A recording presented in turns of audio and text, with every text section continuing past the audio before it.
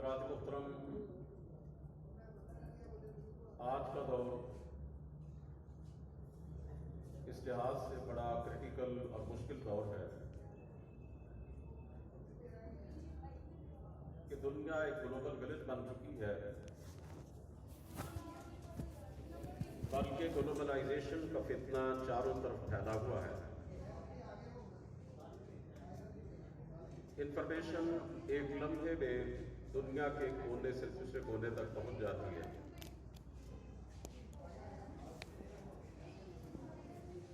I T کی دنیا میں انقلاب پیدا ہو چکا ہے۔ سوشل میڈیا نے ہماری زندگی کے تمام پہلوؤں کو متاثر کر رکھا ہے۔ الیکٹرانک میڈیا اپنی یلغار کے ساتھ ہم پر حملہ آور ہے۔ ان حالات میں ہمیں خاص طور پر اس بات کی طرف توجہ دینی چاہیے کہ ہم نے میڈیا کے مضر اور مہلک اثرات سے کیسے بچنا ہے۔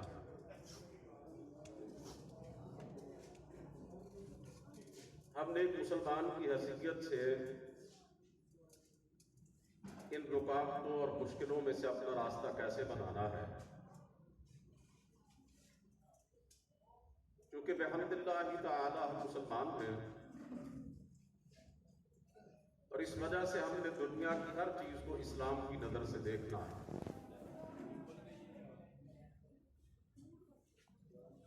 میڈیا کی بالکل وہی کیفیت ہے کہ جو ایک نشتر کی ہوتی ہے۔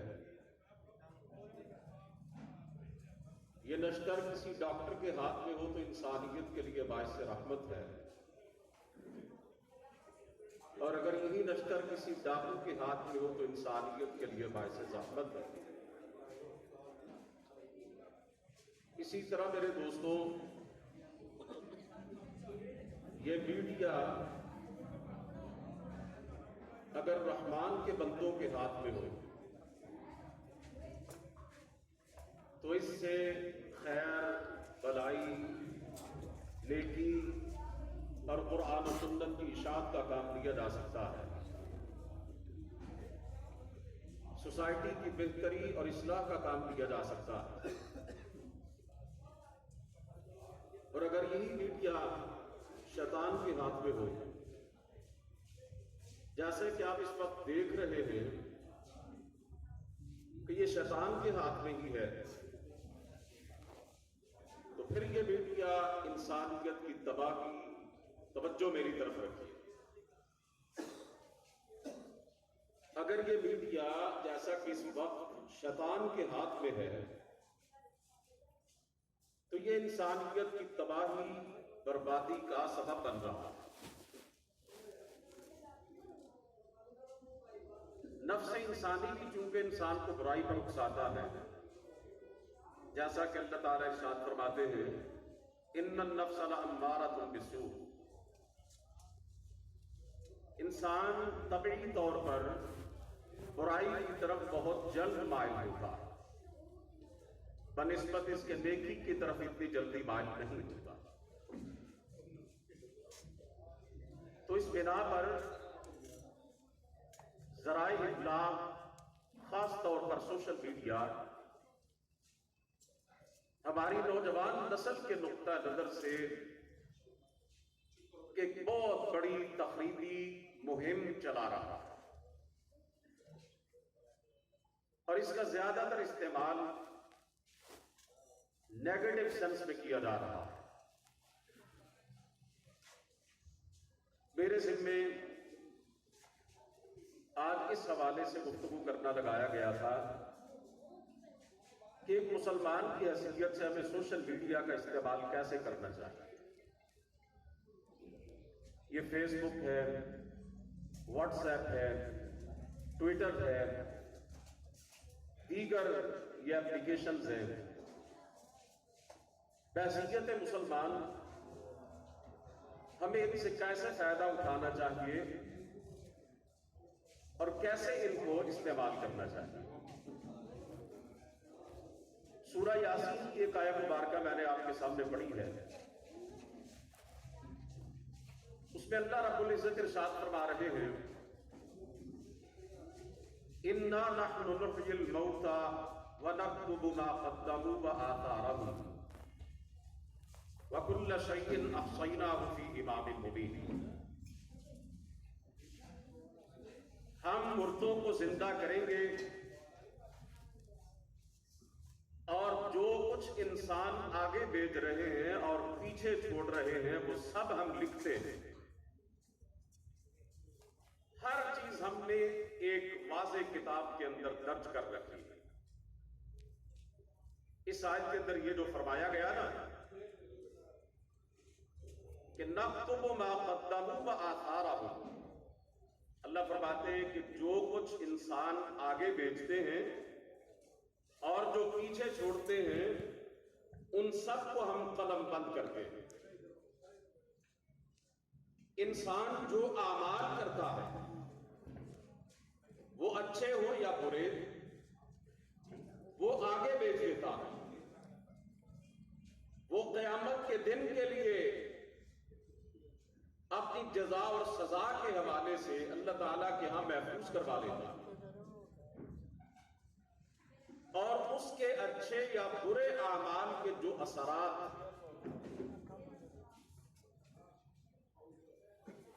اس کے بعد پیچھے رہ جاتے ہیں، معاشرے میں لوگ جس طرح اس کے اعمال سے اثر لے کر ویسے ہی اچھے یا برے کام کرتے ہیں وہ پیچھے رہ جاتے ہیں۔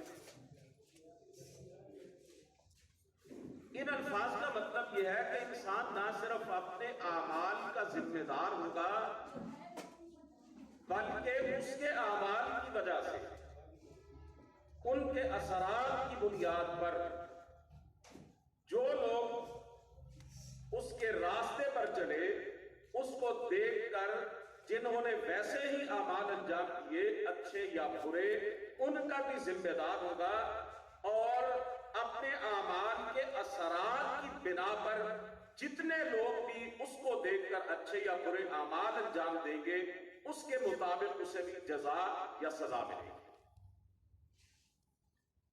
سرکار دو عالم صلی اللہ علیہ وسلم نے فرمایا آدم کے بیٹے نے علیہ السلام سب سے پہلا قتل ناحق کیا تھا، اپنے بھائی کو مارا تھا۔ تو آپ صلی اللہ علیہ وسلم نے فرمایا اب قیامت تک جتنے بھی ناحق قتل ہوں گے ان سب کا گناہ اور وبال آدم علیہ السلام کے اس بیٹے کی گردن پر ہوگا جس نے ناجائز خون کی بنیاد رکھی تھی۔ اس سے یہ بات واضح طور پر سمجھی جا سکتی ہے کہ ایک انسان کوئی اچھا عمل انجام دیتا ہے، اس کو دیکھ کر اور لوگ بھی وہی کام انجام دیتے ہیں تو جتنا اجر و ثواب ان لوگوں کو ملے گا اتنا ہی اجر و ثواب اس انسان کو ملے گا جسے دیکھ کر لوگوں نے وہ نیک عمل کیا۔ اور اسی طرح کسی شخص نے کوئی برا عمل انجام دیا، اس کے اثرات کی بنا پر اسے دیکھ کر لوگوں نے بھی وہی عمل انجام دیا، تو جب تک لوگ دنیا میں وہ گناہ کا کام کرتے رہیں گے جتنا گناہ لوگوں کے کھاتے میں درج ہوگا اتنا ہی گناہ اللہ تعالیٰ کے ہاں اس انسان کے کھاتے میں درد ہوگا جس نے اس گناہ کی بنیاد رکھی تھی۔ اس لیے ہمیں سوشل میڈیا استعمال کرتے وقت خاص طور پر اس بات کا ادراک کرنا چاہیے اور اس بات کو ذہن میں رکھنا چاہیے کہ اگر سوشل میڈیا پر ہماری طرف سے کوئی ایسی پوسٹ شیئر کر دی گئی جو گناہ پر مبنی ہو، فحاشی اور یعنی اور بے حیائی کی ترغیب دیتی ہو، تو اس کی وجہ سے جتنے لوگ بھی آگے اس کو شیئر کریں گے اور پھر اسے دیکھیں گے اور اس راستے پر چلیں گے، ان تمام کا وبال اور گناہ ہماری گردن پر مروا۔ میں نے قرآن کریم کی آیات پڑھی ہے اور رسول کریم صلی اللہ علیہ وسلم کی حدیث آپ کے سامنے رکھی ہے۔ اللہ رب العزت فرماتے ہیں ان الذين يحبون ان تشيع الفاحشة في الذين آمنوا لهم عذاب أليم في الدنيا والآخرة۔ جو لوگ یہ چاہتے ہیں کہ مسلمانوں کے اندر بے حیائی پھیل جائے، فحاشی پھیل جائے، ان کے لیے دنیا اور آخرت میں دردناک عذاب ہے۔ آخرت کا عذاب تو ظاہر ہے جہنم کی صورت میں ہے، دنیا میں بھی بعض اوقات اللہ رب العزت نشان عبرت بنا کے رکھ دیتے ہیں، اور ایسے مناظر دیکھے گئے ہیں کہ لوگ بدکاری میں، زنا میں، شراب نوشی میں ڈوبے ہوئے تھے، اللہ رب العزت کی طرف سے عذاب آیا اور آنے واحد کے اندر ملکہ بیٹھے تھے۔ وہ جو زلزلہ آیا تھا نا جی، بہت بڑا، غالباً 2005 کی بات ہے، اسلام آباد کے پوش علاقوں کے اندر، بڑے بڑے ہوٹلوں کے اندر رمضان مبارک کی گھڑیوں میں لوگ بدکاری اور شراب نوشی میں مصروف تھے۔ اچانک اللہ کی طرف سے پکڑ آ گئی اور سب کچھ تہس نہس ہو گیا۔ توبہ کرنے کا، رب سے معافی مانگنے کا بھی موقع نہ ملا۔ تو اللہ فرماتے ہیں جو یہ چاہتے ہیں، پسند کرتے ہیں کہ مومنوں کے اندر، مسلمانوں کے معاشرے کے اندر بے حیائی پھیل جائے، ان کے لیے دنیا اور آخرت دونوں میں دردناک عذاب ہے۔ یہاں ایک بات میں خاص طور پر آپ کو سمجھانا چاہتا ہوں کہ یہ آیہ مبارکہ جو ابھی میں نے آپ کے سامنے پڑھی اور اس کا ترجمہ آپ کے سامنے رکھا، یہ ان آیات میں سے ہے جن میں سیدہ عائشہ رضی اللہ تعالی عنہا کی پاکیزگی اور براءت کا اعلان کیا گیا، اور جن لوگوں نے سیدہ کائنات پر جھوٹا الزام لگایا اور اس کی تشہیر کی، ان کے بارے میں اللہ تعالیٰ فرما رہے ہیں کہ یہ بے حیائی اور فحاشی پھیلا رہے ہیں، یعنی بدکاری اور زناکاری کی جھوٹی تہمت کو لوگوں کے اندر عام کرنے کو بھی اللہ تعالیٰ بے حیائی سے تعبیر فرما رہے ہیں۔ لا يحب اللہ الجہر بالسوء من القول الا من ظلم۔ اللہ تعالیٰ فرماتے ہیں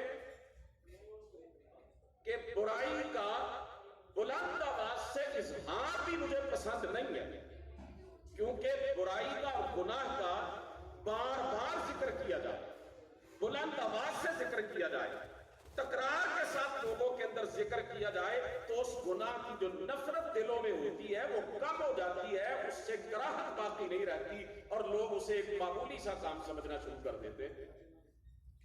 جیسا کہ آج کل یہ موسیقی اور ناچ گانا ہے، یہ اتنا عام ہو چکا ہے، لوگ سمجھتے ہیں یہ سرے سے کوئی گناہ ہی نہیں، اس کو ایک کلچر اور ثقافت کا حصہ سمجھتے ہیں۔ اللہ تعالیٰ فرماتا ہے اِلَّا مَنْ ظُلِمَ، جس پہ ظلم ہوا ہے وہ دہائی دے سکتا ہے، پکار پکار کے کہہ سکتا ہے کہ لوگوں فلاں شخص نے مجھ پر ظلم کیا ہے، مجھے اس سے بچاؤ۔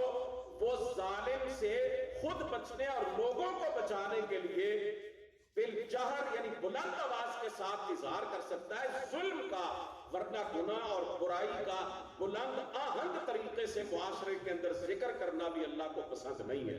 تو یہ جو سوشل میڈیا ہے، اس پہ تو کوئی بات ایک لمحے کے اندر کروڑوں انسانوں تک پہنچ جاتی ہے۔ جتنی تیزی سے سوشل میڈیا کے ذریعے بات پھیلتی ہے، کسی اور طریقے سے نہیں پھیلتی ہے، تو اس حوالے سے تو خاص طور پر ہمیں دھیان رکھنا چاہیے۔ اس کے بالکل الٹ تصویر کا ایک دوسرا رخ ہے۔ اگر آپ اس سوشل میڈیا کو مثبت طریقے سے استعمال کرتے ہیں، ٹھیک نیت لے کر، اللہ سے اجر و ثواب کے ارادے کے ساتھ، کوئی قرآن کریم کی آیت، کوئی حدیث پاک، کوئی نیکی کی بات شیئر کرتے ہیں، جتنے لوگ پڑھیں گے اور پھر جتنے لوگ اس پہ عمل کریں گے، جتنا اجر اللہ کی طرف سے ان کو ملے گا، ایک کلک کی وجہ سے نیکی اور دین کی، قرآن و سنت کی ایک بات جو آپ نے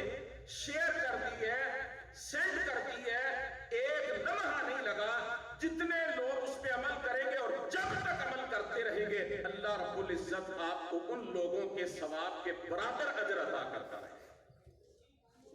اب ذرا غور فرمائیے کہ یہ میڈیا کتنی طاقتور چیز ہے، کتنی مفید چیز ہے۔ اگر اس کا استعمال مثبت ہو تو کیسے ہمارے لیے باعث رحمت ہے، اور اگر اس کا استعمال غلط ہو تو کیسے شیطان کے ایجنڈے کو آگے بڑھانے والی چیز ہے۔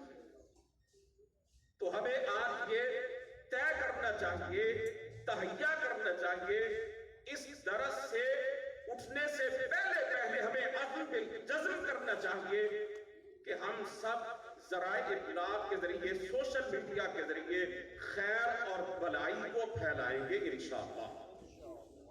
ذرا انشاءاللہ کہہ دیجیے نا۔ میرے بھائیوں، دوسری بات کہ جس کو اسپیشلی ہمیں ذہنوں میں رکھنا چاہیے وہ یہ ہے کہ کوئی جھوٹ، کوئی بے بنیاد بات ہماری طرف سے شیئر نہ ہو جائے، کیونکہ بعض اوقات ایسا ہوتا ہے کہ ایک بندہ تحقیق نہیں کرتا۔ ایک پوسٹ آئی ہے، اس پہ لکھا ہوا ہے القرآن، کوئی عبارت لکھی ہے، قرآن کریم کا ریفرنس دے دیا گیا ہے، حالانکہ وہ اللہ تعالیٰ نے قرآن کریم میں نہیں فرمائی تھی۔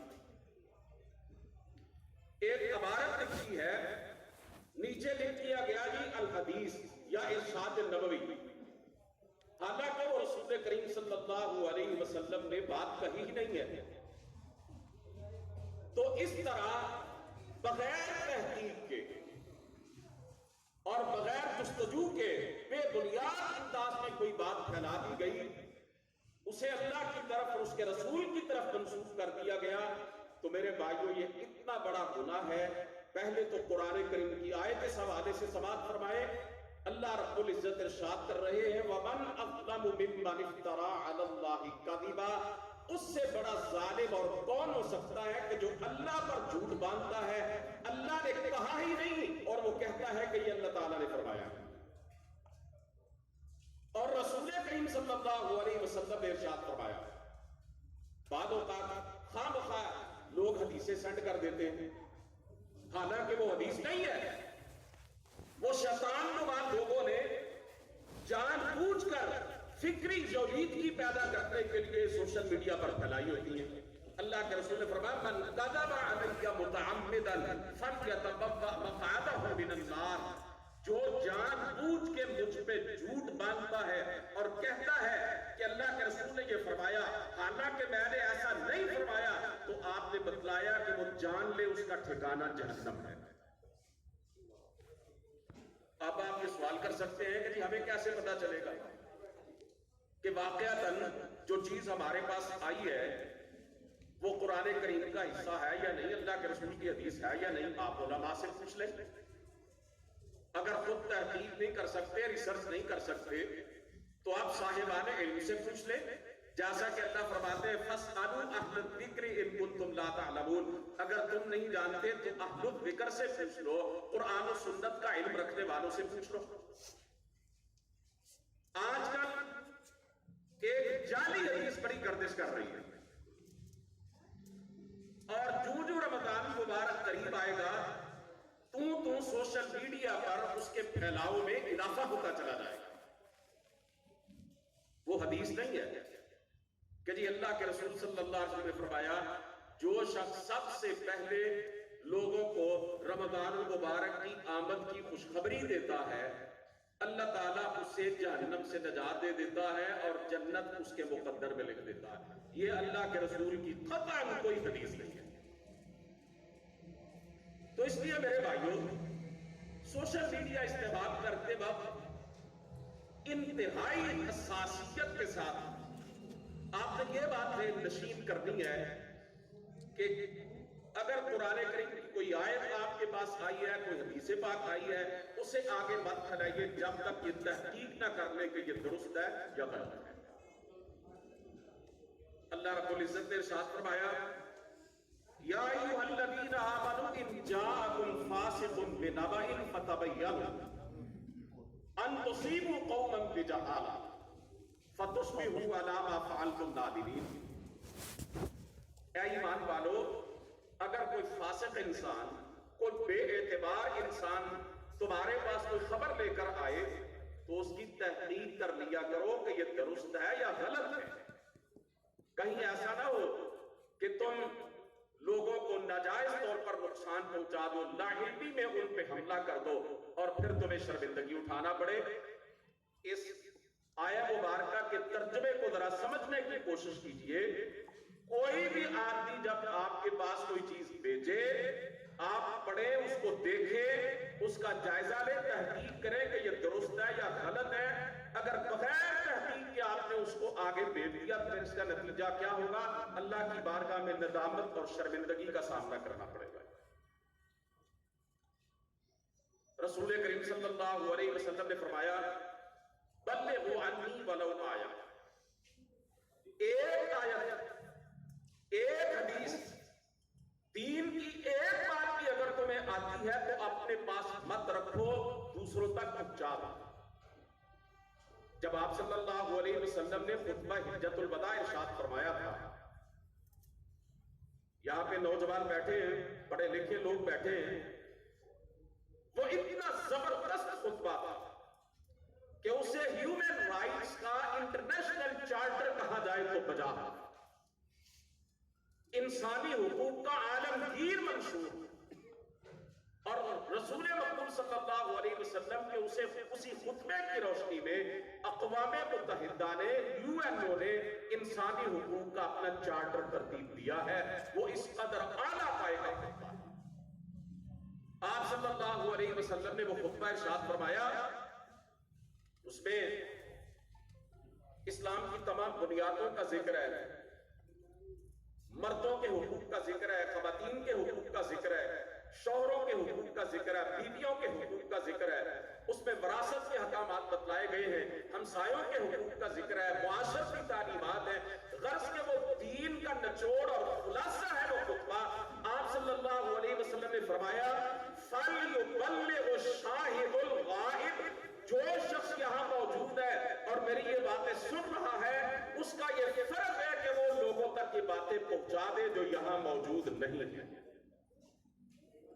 تو آج کے دور میں تو اللہ اور اس کے رسول کی باتیں لوگوں تک پہنچانے کا بہترین، تیز ترین اور آسان ترین طریقہ یہ سوشل میڈیا ہے. اسے آپ دین کی دعوت اور تبلیغ کا ذریعہ بنائیں، اپنی آخرت کی بھلائی اور بہتری کا ذریعہ بنائیں. میرے بھائیوں، کل بھی میں نے ایک حدیث پاک آپ کے سامنے پڑھی تھی، ان الدال علی الخیر کفاعلہ. آپ صلی اللہ علیہ وسلم نے فرمایا کہ نیکی کی طرف رہنمائی کرنے والا نیکی کرنے والے کی طرح. مثال کے طور پر آپ درس میں تشریف لائے ہیں اور آپ نے اپنے کسی ساتھی سے، بھائی سے، اپنے دوست سے کہا کہ آؤ تم بھی چلو، اور وہ نیت اخلاص کے ساتھ آ گیا. آپ نے وہ درس سنا، اللہ سب کو توفیق دے عمل کرنے کی، لیکن جو دعوت دے رہا ہے وہ عمل نہیں کرتا یا اس انداز سے نہیں کرتا جس انداز میں اور جس رغبت میں وہ شخص عمل کرتا ہے کہ جس کو آپ ساتھ لے کے آئے ہیں. اللہ رب العزت کے ہاں آپ نے جو نیکی کی دعوت دی ہے وہ اتنی پسندیدہ ہے کہ رسول کریم صلی اللہ علیہ وسلم نے فرمایا جتنا اجر اس نیکی کرنے والے کو جس کو آپ نے دعوت دی، جسے آپ ساتھ لے کے آئے، اتنا ہی اجر اللہ رب العزت آپ کو عطا فرمائے گا. تو یہ کتنا ایک بابرکت سلسلہ ہے یہ سوشل میڈیا کا استعمال، اگر اس کو درست نہج پر استعمال کیا جائے. اسی طرح میرے بھائیوں، بعض اوقات جب آپ فیس بک استعمال کرتے ہیں یا واٹس ایپ استعمال کرتے ہیں تو کسی پوسٹ کے ساتھ یہ لکھا ہوتا ہے کہ کوئی لعنتی ہی ہوگا جو شیئر نہیں کرے گا، یا لعنت ہے اس پر جو اس کو شیئر نہ کرے گا. یہ انتہائی سخت بات ہے اور انتہائی غلط بات ہے. یہ لعنت جو ہے یہ آپ کو معلوم ہے کیا ہے؟ رسول کریم صلی اللہ علیہ وسلم نے فرمایا جب کوئی بندہ کسی پر لعنت ڈالتا ہے تو وہ لعنت آسمانوں کی طرف چڑھتی ہے، آسمانوں کے دروازے اس کے لیے بند کر دیے جاتے ہیں. پھر وہ لعنت زمین کی طرف آتی ہے، زمین میں بھی اسے کہیں جگہ نہیں ملتی۔ پھر ایسا ہوتا ہے کہ جس شخص پر وہ لعنت ڈالی گئی اگر وہ اس کا مستحق ہو تو وہ اس پہ پڑتی ہے، وگرنہ پھر اس انسان پہ پڑتی ہے جس نے وہ لعنت بھیجی۔ اب لعنت کا مطلب کیا ہے؟ اللہ کی رحمت سے دور ہو جانا۔ جب ہم کہتے ہیں نا کسی کو کہ تجھ پہ لعنت ہو، تو اس کا مطلب یہ ہوتا ہے تو اللہ کی رحمت سے دور ہو جائے، تجھ پہ اللہ کی پھٹکار پڑے، تو دنیا اور آخرت میں ناکام اور نامراد ہو۔ یہ میرے معاشرے کی عورتیں بڑی کثرت کے ساتھ لعنت کا استعمال کرتی ہیں۔ بچے نے کوئی دیوار پہ خراش ڈال دی یا کوئی چھوٹا موٹا برتن توڑ دیا تو کہا لعنت ہے تجھ پہ۔ اپنے بچوں کو بددعائیں دیتے۔ کسی پوسٹ کے ساتھ یہ شیئر مت کیجیے، یہ مت لکھیے، کوئی لعنتی ہوگا جو اس کو شیئر نہیں کرے گا۔ اس کو شیئر نہ کرنے والے کا لعنتی ہونا آپ کیسے ثابت کر رہے ہیں؟ آپ کو کس نے حق دیا ہے؟ آپ کیسے مجاز ہے کہ کوئی کسی پوسٹ کو شیئر نہ کرے تو وہ لعنتی ہے؟ قرآن کریم کی کوئی آیت بھی ہو، اللہ کے رسول کی کوئی حدیث بھی ہو، تو میں یہ عرض کرنا چاہتا ہوں کہ اس کے ساتھ بھی آپ لکھنے کی اتھارٹی نہیں رکھتے کہ جو اس کو آگے نہیں بھیجے گا وہ لعنتی ہے۔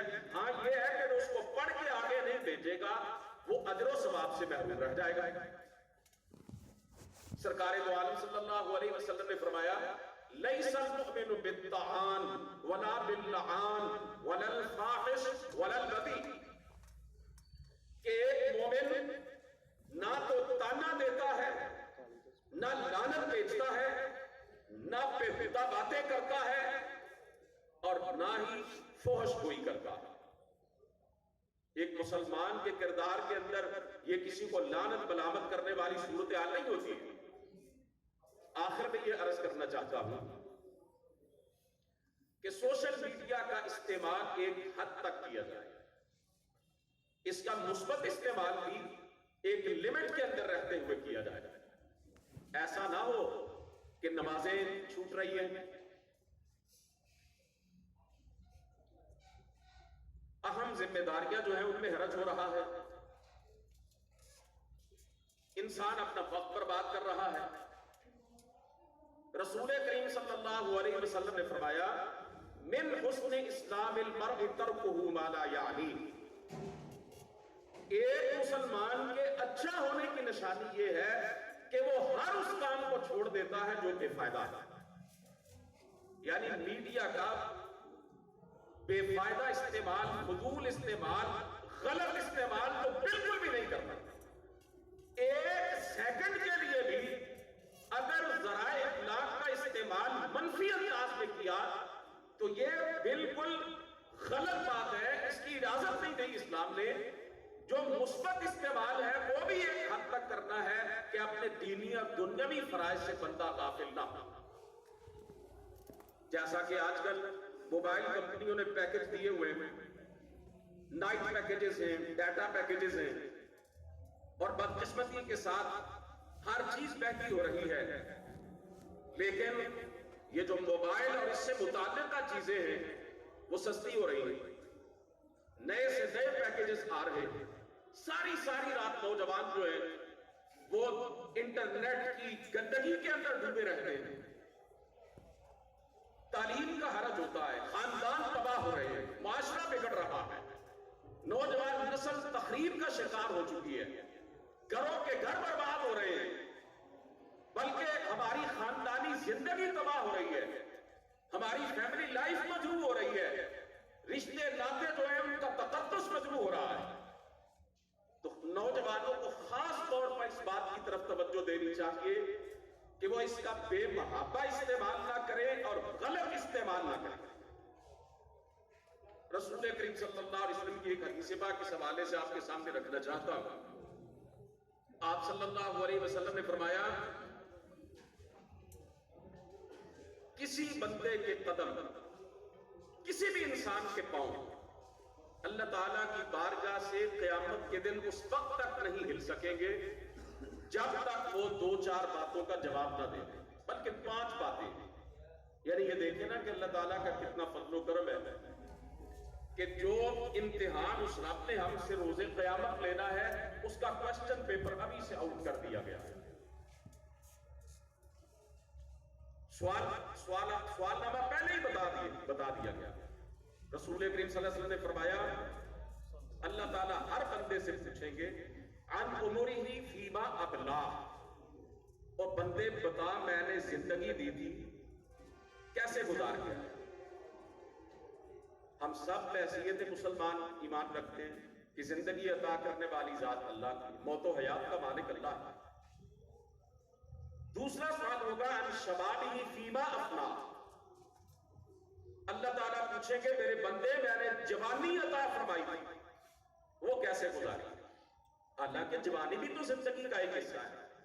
عمر کے بارے میں سوال کر لیا تو جوانی آٹومیٹیکلی اس کے اندر آ گئی، لیکن جوانی چونکہ زندگی کا ایک گولڈن پیریڈ ہے اور جوانی ایک ایسا عرصہ ہے جس میں انسان نیکی کا ہر کام کر سکتا ہے اور گناہ کا بھی ہر کام کر سکتا ہے.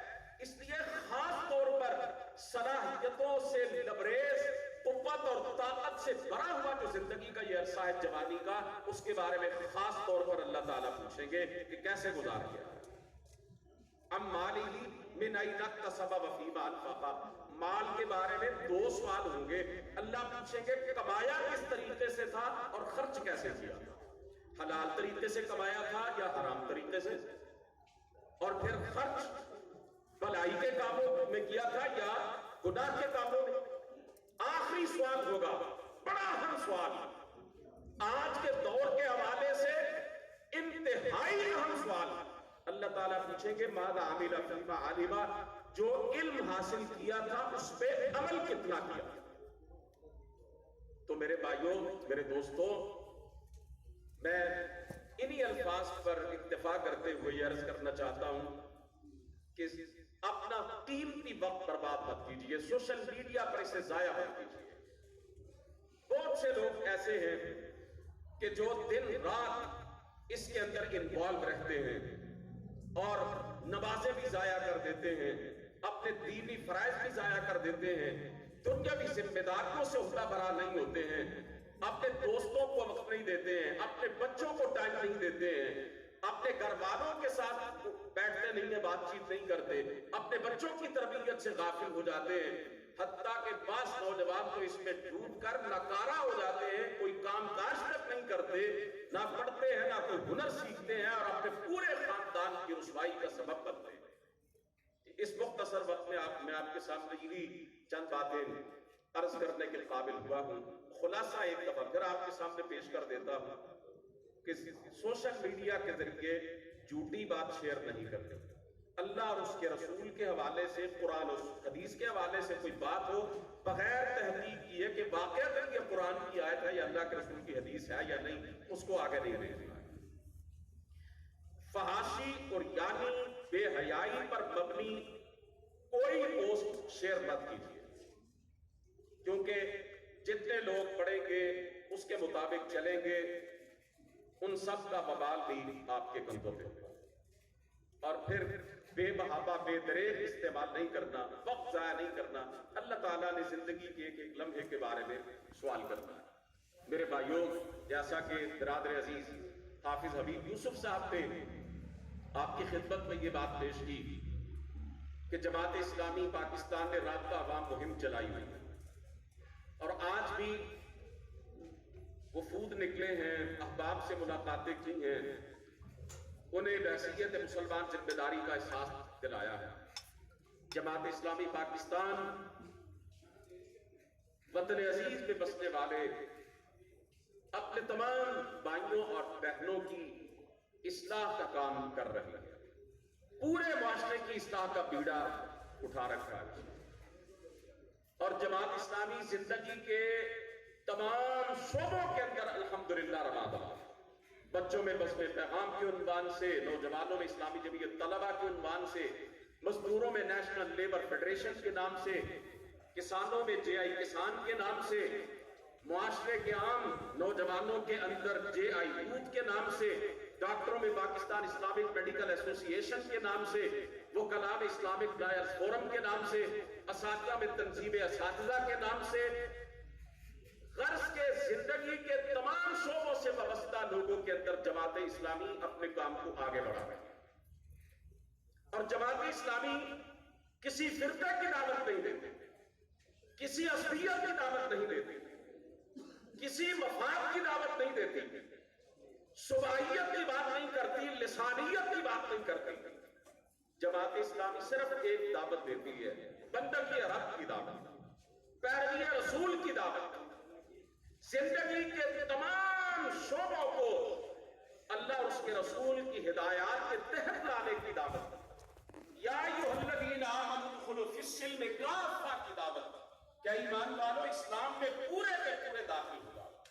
الحمدللہ جماعت اسلامی کسی خاندان کی جاگیر نہیں، کسی شخص کی پراپرٹی نہیں، اس کے اندر شورائے نظام ہے، اسلام کا حقیقی سسٹم ہے، اس کے اندر صحیح معنوں میں جمہوریت ہے، اور میں بلا خوف و تردید کے بات کہتا ہوں، صرف جماعت اسلامی کے اندر گراس روٹ لیول تک جمہوریت ہے، باقی کسی چھوٹی بڑی سیاسی اور دینی جماعت کے اندر حقیقی معنوں میں جمہوریت نام کی کوئی چیز موجود نہیں ہے۔ وہ فیملی لمیٹڈ ہیں، وہ خاندانوں کی جاگیر ہیں یا افراد کی جاگیر ہے۔ جماعت اسلامی بہترین قیادت کی حامل ہے، اس کے لوگ بڑے دیانتدار ہیں، باکردار ہیں، اور اس کا سب سے بڑا ثبوت یہ ہے 250 سے زیادہ جماعت اسلامی کے لوگ مختلف ادوار میں ایم پی اے، ایم این اے، وزیر اور میئر رہے ہیں۔ کراچی جیسا جو بڑا شہر ہے جس کی آبادی پورے ملک کی آبادی کا مقابلہ کرتی ہے، یہ 2.5-3 کروڑ افراد پر مشتمل یہ شہر ہے، اس کے 2 دفعہ میئر رہے عبدالستار افغانی اور جناب نعمت اللہ خان صاحب۔ کسی ایک کے دامن پر بھی کرپشن کا کوئی دبا نہیں۔ بعض لوگ جماعت کو کہتے ہیں یہ مفاد پرست لوگوں پر مشتمل ہے۔ بھائی مفاد جب لیا کوئی نہیں تو مفاد پرستی کہاں سے آ گئی؟ جو مفادات کی سیاست کرتے ہیں وہ تو تمہارے سامنے ہے، وہ تو اندھوں کو بھی نظر آ رہے ہیں۔ کوئی پاگل کا بچہ ہی جماعت اسلامی پر بدعنوانی کا، منافقت کا اور مفاد پرستی کا الزام لگا سکتا، ورنہ کوئی صحیح العقل انسان جماعت اسلامی کو مان کے ساتھ وابستہ ہو یا اس سے وابستہ نہ ہو، وہ جماعت پر کرپشن کا، بدعنوانی کا اور مفاد پرستی کا الزام نہیں لگا سکتا۔ کسی ایک پر بھی نیب کا کوئی کیس نہیں ہے۔ موجودہ چیف جسٹس، اس سے پہلے جو تھے جسٹس ثاقب نثار، انہوں نے کیا کہا کہ اگر آئین کی شق 62 اور 63 پر عمل کیا جائے جس کے مطابق کسی رکن اسمبلی کا صادق اور امین ہونا ضروری ہے، سچا اور دیانتدار ہونا ضروری ہے، اگر آئین کے شق پہ عمل کیا جائے، ایوان خالی ہو جائے اور صراط الحق کے علاوہ کوئی نہ بچے، جماعت اسلامی کے علاوہ کوئی نہ بچے۔ صحافیوں کے سرخیل مجید نظامی نے کہا تھا میرے سامنے ٹیبل پر پاکستان کی تمام سیاسی اور دینی جماعتوں کے لوگوں کی کرپشن کی داستانیں بکھری پڑی ہیں، اگر کسی کی کرپشن کی کوئی داستان میرے سامنے نہیں ہے، میرے علم میں نہیں ہے، تو وہ صرف جماعت اسلامی ہے۔ ایک اور چیف جسٹس تھے چودھری افتخار، انہوں نے کہا تھا میں تنقید کسی پر نہیں کروں گا لیکن تعریف صرف جماعت اسلامی کی کروں گا، اس کے کسی فرد پر، کسی رکن اسمبلی پر آج تک کرپشن کا کوئی الزام تک نہیں لگایا جا سکا۔ مسلم لیگ نون کے خواجہ سعد رفیق نے کہا تھا کہ یہ جو پیپلز پارٹی اور تحریک انصاف کے لوگ یہ کرپشن کے خلاف باتیں کرتے ہیں، ان کے منہ سے جچتی نہیں ہے، کرپشن کے خلاف بات کرے سراج الحق یا ڈاکٹر وسیم اختر تو کوئی جچتی بھی ہے، ان کے منہ سے جچتی بھی ہے۔ قاضی حسین احمد علیہ الرحمہ کے دور میں جب جماعت کے بہت سے لوگ ایم این اے، ایم پی اور سینیٹر تھے، میرے بھائیوں آپ کو بتلاتا چلوں کہ سرکاری خزانے سے جو تنخواہ لیتے تھے جماعت کے ایم این اے اور سینیٹر، وہ ساری کی ساری جماعت کے بیت المال میں جمع ہوتی تھی، اور جناب قاضی حسین احمد صاحب جب تک سینیٹر رہے ہیں ان کی تنخواہ جو سینٹ کے نچلے درجے کے ملازمین ہیں ان کی ویلفیئر کے لیے استعمال ہوتی ہے۔ عبدالستار افغانی کراچی کے میئر تھے، کرائے کے کوارٹر میں رہتے تھے، جوتوں کی دکان پہ سیلز مین تھے، 2 دفعہ اتنے بڑے شہر کے میئر رہے اور چھوٹا سا میڈیکل سٹور چلاتا تھا جو میئرشپ سے پہلے چلاتا تھا. ذرا ایسی مثالیں نکال کے دکھائیے مجھے. اور پھر جماعت اسلامی فرقے کی بات نہیں کرتی, مسلک کی جنگوں میں ملوث نہیں ہوتی. اسلامیان پاکستان کو دین کے نام پر, قرآن کے نام پر, سنت کے نام پر اکٹھا کر رہی ہے اور یہ دعوت دے رہی ہے کہ اس اللہ کے دین کو صرف مسجدوں تک محدود مت رکھو. یہ نظام حیات ہے, یہ کوڈ آف لائف ہے, یہ ضابطہ حیات ہے, نظام زندگی ہے. اور ادخلوا فی السلم کافہ, اسے زندگی کے تمام شعبوں میں جاری کرنا ہے. الحمدللہ جماعت اسلامی اپنی ابتدا سے لے کر پہلے دن سے لے کر آج تک یہ کام کر رہی ہے. اور جماعت اسلامی اس ملک کے اندر تبدیلی لا سکتی ہے, اور حقیقی تبدیلی لا سکتی ہے, کیونکہ اس کے پاس اہل, باکردار اور دیانتدار لوگ موجود ہیں, امت کے ہمدرد اور خیرخواہ لوگ موجود ہیں. آخری بات عرض کرنا چاہتا ہوں کہ تبدیلی کی باتیں بڑی کی گئی, کرنے والوں کو بھی آپ جانتے ہیں. ریاست مدینہ کا نعرہ لگایا جا رہا اور بڑی شد و مت کے ساتھ لگایا جا رہا. ریاست مدینہ کا نعرہ لگانے والوں کے دور میں آپ دیکھ رہے ہیں کہ مہنگائی تو نظر آتی ہے, غربت تو نظر آتی ہے, قرضوں کی بھرمار تو نظر آتی ہے, I M F, world bank اور عالمی مالیاتی اداروں کی معاشی غلامی تو نظر آتی ہے, پولیس گردی تو نظر آتی ہے, کرپٹ نظام تو نظر آتا ہے, بجلی اور گیس کے بلوں میں بے تحاشا اضافہ تو نظر آتا ہے, آئے روز پیٹرول اور تیل کی قیمتوں میں اضافہ تو نظر آتا ہے, ختم نبوت پر کمپرومائز تو نظر آتا ہے, حرمت رسول کے حوالے سے بیک فٹ پہ چلے جانا یہ تو دکھائی دیتا ہے. لیکن ریاست مدینہ کی عملی صورت ابھی تک کسی حوالے سے بھی دکھائی نہیں دی ہے. اس حوالے سے اگر پسپائی میں کہوں کہ اختیار کی گئی ہے تو غلط نہیں ہوگا. کوئی پیش قدمی نہیں کی گئی. حالات تقاضا کر رہے ہیں کہ ریاست مدینہ کا مقدس نام, مقدس اصطلاح استعمال کرنا چھوڑ دی جائے. آج غریب عوام کے چولہے گزرے ہیں, لوگوں کے لیے بجلی اور گیس کے بل دینا ناممکن ہو چکا ہے, مہنگائی کی چکی میں پیس کے رکھ دیا گیا, اور پھر کہا جا رہی غریبوں کے لیے ایک الگ وزارت جو ہے نا اس کو ہم قائم کریں گے. بھائی غریبوں کے لیے وزارت قائم کرنے کی کیا ضرورت ہے؟ کرپشن ختم کر دو, اشیاء ضروریہ سستی کر دو, یوٹیلٹی بل جو ہے ان کے اندر کمی کر دو, سعودیہ سے ادھار تیل لے کے اتنے مہنگے داموں بیچنا بند کر دو. اور کرپشن ختم کیسے ہو؟ کیا چور چور کو پکڑ سکتا ہے؟ اس حکومت کے اندر تمام سیاسی جماعتوں کے بدنام زمانہ لوگ اکٹھے ہیں اور کرپٹ لوگوں کا ایک مطلوبہ سا بنا کر وہ حکومت جو ہے وہ چلائی جا رہی ہے. ایک پیسہ بھی تک ٹوٹا ہوا واپس نہیں آیا, ایک پیسہ بھی, اور کھربوں روپے واپس لانے کے دعوے کیے جا رہے ہیں. ان حالات کے اندر بہتری کی تو کوئی امید نہیں کی جا سکتی, حالات کی سازگاری کی تو کوئی پیشگوئی نہیں کی جا سکتی ہے. آج بھی ایک وزیر نے کہا ہے کہ کچھ عرصہ عوام کو اور مہنگائی برداشت کرنا ہوگی. یہ کچھ عرصہ جو ہے ذرا بتلا تو دیا جائے یہ کتنا طویل یا کتنا مختصر ہے. کیا آپ کی حکومت کے 5 سال جو ہیں وہ کوئی بہت لمبا عرصہ ہے؟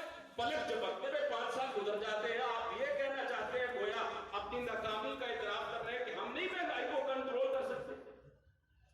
میرے بھائیوں, دیانتدار قیادت, باکردار قیادت, مخلص قیادت, دین سے تعلق رکھنے والی قیادت جب تک اس ملک کے اندر نہیں آئے گی, اس ملک کے اندر تبدیلی نہیں لائی جا سکتی.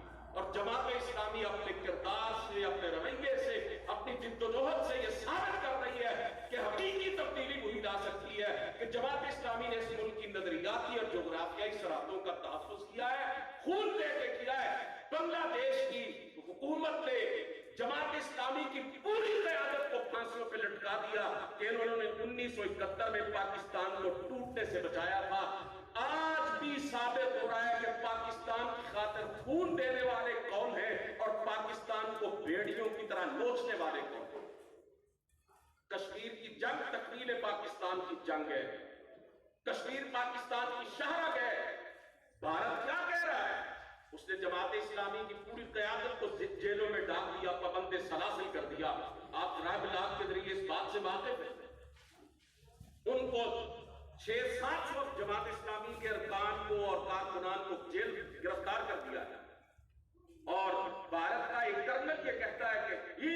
اسلامی ہے جو ہمارے خلاف مقبوضہ کشمیر کے اندر لوگوں کو جہاد پہ ابھارتی ہے، لوگوں کو ہمارے خلاف کھڑا کرتی ہے۔ اور جب جماعت پہ کریک ڈاؤن کیا گیا تو جماعت کی ایک مخالف، نظریاتی مخالف، مقبوضہ کشمیر کی وہ جو اپنا وزیر اعلیٰ رہی ہے محبوبہ مفتی، اس نے جماعت کی تعریف میں وہ کچھ کہا کہ شاید جماعت کے اپنے قائدین بھی جماعت کی وہ ترجمانی نہ کر سکتے جو اس نے کی۔ الفضل ما شہدت بہ الاعداء۔ تو میرے بھائیوں، میں آپ کو جماعت اسلامی کے ساتھ وابستگی کی، جماعت میں شمولیت کی دعوت ہے۔ جماعت کے دست و بازو بنیے، جماعت اسلامی کے اندر آ کے اپنی صلاحیتیں استعمال کیجیے۔ آپ بہترین دعوت، بہترین قیادت اور بہترین کردار کے حامل لوگوں کے ساتھ جڑ جائیے۔ وآخر دعوانا ان الحمد للہ رب العالمین۔